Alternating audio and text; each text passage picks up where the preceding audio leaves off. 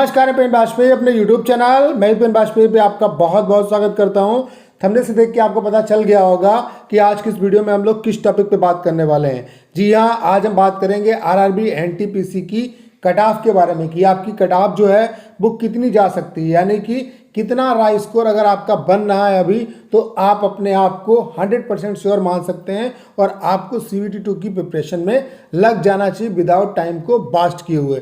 तो यहाँ पे हम जो कट ऑफ का एनालिसिस करेंगे वो कई फैक्ट्स के आधार पे करेंगे, क्योंकि यहाँ पे जो हम एनालिसिस करने वाले हैं वो ऐसे नहीं कि हमने हवा में कर दिया। हम यहाँ पे जो एनालिसिस करेंगे वो फैक्ट्स के बेसिस पे करेंगे कि कट ऑफ जो है वो कितनी बातों पे डिपेंड करती है।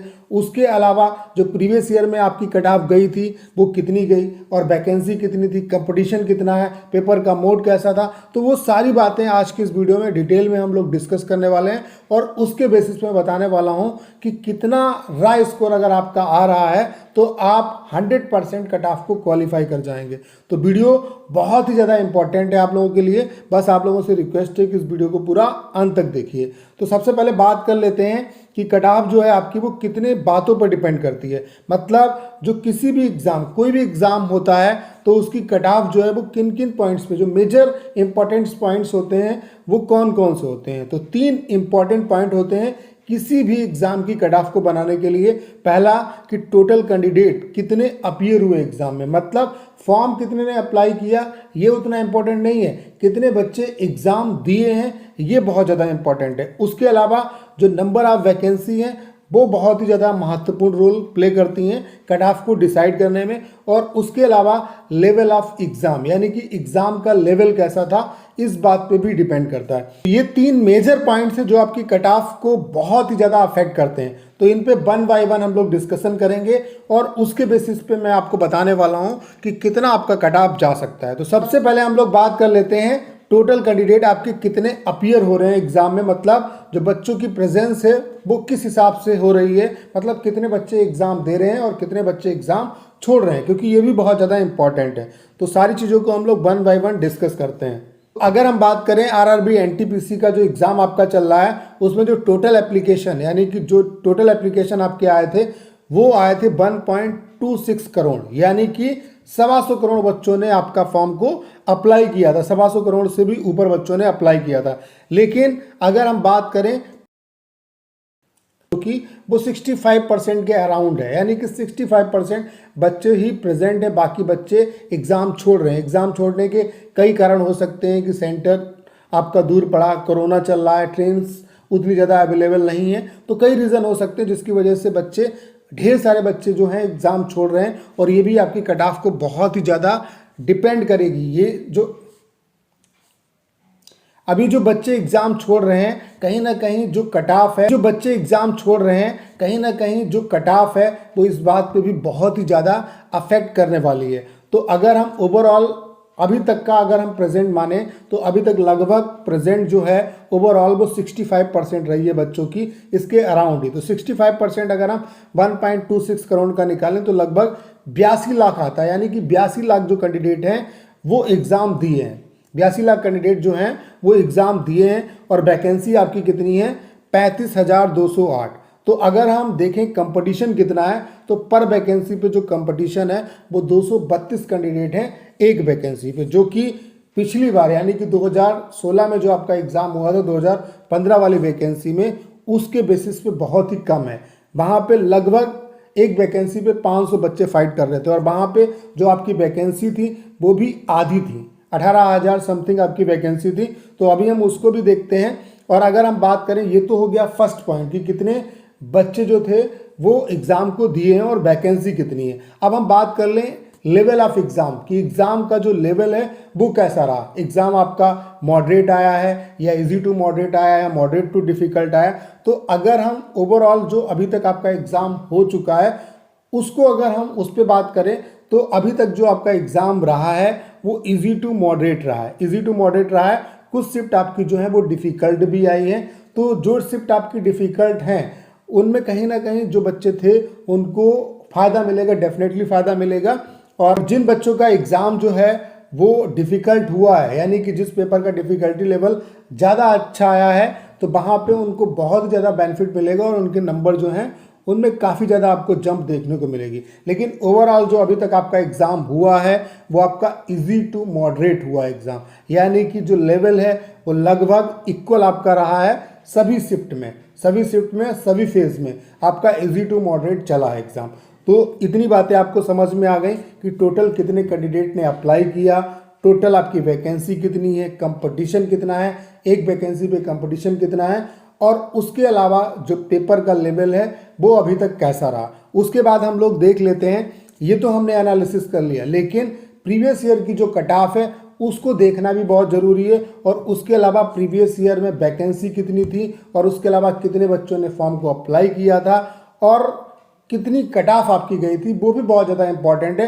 क्योंकि उसको अगर हम एनालिसिस यहाँ पे नहीं करेंगे तो कहीं ना कहीं जो कट ऑफ है हमारी वो उतनी ज़्यादा एग्जैक्ट नहीं होगी, और उसी के बेसिस पे हम आइडिया लगा पाएंगे कि कट ऑफ आपकी कितनी जा सकती है। अगर हम बात करें आरआरबी एनटीपीसी 2015 एग्जाम की, तो टोटल जो एप्लीकेशन आए थे वो 92 लाख आए थे, और इस बार आपके 125 करोड़ आए हैं। लेकिन जो प्रेजेंट है बच्चों की वो कहीं ना कहीं इसके इक्वल ही इस डाटा को बना देती है। वहाँ पे 65% प्रेजेंट अभी तक रही है, तो लगभग जो डाटा है वो इक्वल है। और कहीं ना कहीं जो यहाँ पे 2015 में इतने एप्लीकेशन आपके आए थे तो सभी ने एग्ज़ाम तो दिया नहीं होगा, कई बच्चे होंगे जिन्होंने एग्ज़ाम छोड़ा होगा। और अगर हम बात कर लें वैकेंसी की, तो वैकेंसी 2015 में आपकी थी 18,252, यानी कि पूरी आधी वैकेंसी है। इस बार आपकी 35,000 समथिंग वैकेंसी है, और 2015 में आपकी 18,252 वैकेंसी थी। और अगर हम बात करें कंपटीशन की, कंपटीशन कितना था एक सीट पे, तो एक सीट पे लगभग 500 बच्चे फाइट कर रहे थे। और इस बार आपके जो मैंने अभी आपको एनालिसिस दिखाया उसके हिसाब से जो टोटल कैंडिडेट आपके एक वैकेंसी पे हैं वो 250, लगभग 250 हैं, यानी कि 230 प्लस जो बच्चे हैं वो एक वैकेंसी पे फाइट कर रहे हैं। तो कहीं ना कहीं आपको इतना तो आइडिया लग गया होगा जो कट ऑफ है इस बार आपकी जाने वाली है वो 2015 की कट ऑफ से कहीं ना कहीं कम रहेगी, और वाकई में कम रहने वाली है। अब कितनी कम रहेगी और कितनी जा सकती है उसके बारे में अभी आपको आइडिया लग जाएगा। अब हम लोग देख लेते हैं आरआरबी एनटीपीसी 2015 की जो कट ऑफ गई थी वो कितनी गई थी, यानी कि अलग अलग जोन से आपकी कट ऑफ कितनी रही। तो उसके बेसिस पे हम आइडिया लगाएंगे कि इस बार जो आपकी आरआरबी एनटीपीसी की कट ऑफ है वो कितनी रह सकती है। तो हम लोग देख लेते हैं, हर एक जोन की कट ऑफ आपके लिए मैंने अवेलेबल करा दी है। तो हम लोग देखते हैं वन बाय वन कि अलग अलग जोन की कट ऑफ कितनी रही थी। कट ऑफ का चार्ट आपके सामने दिख रहा होगा। आरआरबी एनटीपीसी सीवीटी 1 की जो कट ऑफ है वो आपके सामने दिख रही होगी। सिकंदराबाद की अगर हम कट ऑफ की बात करें तो यूआर की जो कट ऑफ थी वो 77.72 थी। ओबीसी की अगर बात करें तो 72.87 थी। अगर हम बात करें एससी की तो एससी की जो कट ऑफ थी वो 63.73 थी। अगर हम एसटी की बात करें तो 59.13। मुंबई की अगर हम कट ऑफ की बात करें तो मुंबई की जो कट ऑफ गई थी वो 77.49। ओबीसी की आप देख सकते हैं। इसी तरीके से अगर हम इलाहाबाद की देखें तो 77.49। अगर हम अजमेर की देखें तो 77.39। उसके बाद कुछ और कट ऑफ हम देख लेते हैं अलग अलग जोन की। जैसे अगर हम मालदा की कट ऑफ देखें तो मालदा की जो कट ऑफ गई थी वो 61.87 थी, कम गई थी आपकी कट ऑफ। पटना की जो कट ऑफ है वो भी कम गई थी 63.03। अलग अलग कैटेगरी की भी कट ऑफ आप लोग देख सकते हैं। बेंगलुरु की अगर हम बात करें तो बेंगलुरु की जो कट ऑफ थी वो 64.97। मुजफ्फरनगर की अगर बात करें तो वो उससे भी कम गई थी 57.97। मुझे लग रहा है लगभग सबसे कम गई है आपकी कट ऑफ आरआरबी एनटीपीसी 2015 में। चंडीगढ़ की अगर बात करें तो 82.27। अगर हम बात करें कोलकाता की तो 79.5। उसके बाद अगर हम बात करें अजमेर की तो अजमेर की 77.39। भोपाल की अगर हम बात करें तो 72.9। चेन्नई की अगर हम बात करें तो 72.14। अहमदाबाद की अगर हम बात करें तो 72.86। गोरखपुर की अगर हम बात करें तो 77.43। तिरुवनंतपुरम की अगर बात करें तो 79.75। अगर हम सिलीगुड़ी की बात करें तो 67.52, भुवनेश्वर की बात करें तो 71.91, गुवाहाटी की बात करें तो 66.44, जम्मू की बात करें तो 68.72, बिलासपुर की अगर बात करें तो 68.79, रांची की अगर बात करें तो 63.75। ये मैं आपको यूआर की कट ऑफ बता रहा हूँ, जो कि आपको भी पता होगा कि यूआर की कट ऑफ सबसे मैक्सिमम जाती है। यूआर की कट ऑफ को बताने के पीछे रीज़न यही है कि मैक्सिमम यहाँ पे मैं आपको एक थ्रेशोल्ड बता दूंगा कि इतनी कट ऑफ आपकी रहेगी। अगर आपका इतना मार्क्स बनना है तो मैक्सिमम इतना रहेगा, और जो अदर कैटेगरी वाले हैं जैसे ओबीसी वाले हैं, एससी वाले हैं, एसटी वाले हैं, वो अपने आप को 2, 3, 4 नंबर कम करके देख सकते। तो यहाँ से आपको ये भी आइडिया लग गया होगा कि आरआरबी एनटीपीसी 2015 में सबसे कम कट ऑफ कहाँ से गई थी। तो पटना की कट ऑफ थी कम आपकी, मालदा की कट ऑफ कम थी, मुजफ्फरपुर की आपकी कट ऑफ कम थी, और सबसे कम तो मुजफ्फरपुर की थी। तो ये भी क्वेश्चन बनता है कि इस बार आपके कौन कौन से सेफ जोन बन सकते हैं, कौन कौन से डेंजर जोन बन सकते हैं। तो वो सारी बातें हम लोग इसके अगले वीडियो में डिस्कस करेंगे कि कहाँ की कट ऑफ आपकी हाई जा सकती है और कहाँ की कट ऑफ आपकी लो जा सकती है, तो और कहाँ की कट ऑफ आपकी मीडियम रहने वाली है, मतलब ना ज़्यादा कम और ना ज़्यादा हाई। तो उस पर भी हम लोग बात करेंगे, वो वीडियो आपकी इसके बाद आएगी। तो यहाँ से आपको एक आइडिया लग गया होगा कि 2015 की आपकी कट ऑफ कितनी रही, और 2019 की भी मैंने आपको वैकेंसी दिखाई कि वैकेंसी आपकी 2015 से जस्ट डबल है। तो उसके बेसिस पे यहाँ पे आपको कुछ तो आइडिया लग गया होगा कि जो कट ऑफ है उसका सिनेरियो जो है वो 2015 से कहीं ना कहीं कम रहने वाला और बहुत ही कम रहने वाला है। तो कितनी जा सकती है आपकी कट ऑफ, उसके बारे में हम लोग बात कर लेते हैं। कंप्लीट जितनी भी अभी तक शिफ्ट हुई है उन सबको एनालिसिस करने के बाद, जितने भी फैक्ट्स हैं उन सबको एनालिसिस करने के बाद, 2015 की जो कट ऑफ है उसको एनालिसिस करने के बाद, जो वैकेंसी हैं उनका कंपैरिजन करने के बाद यहाँ पे हम लोग पहुँचे हैं, इस स्टेप पे हम लोग पहुँचे हैं कि आरआरबी एनटीपीसी की जो कट ऑफ है वो कितनी जा सकती है।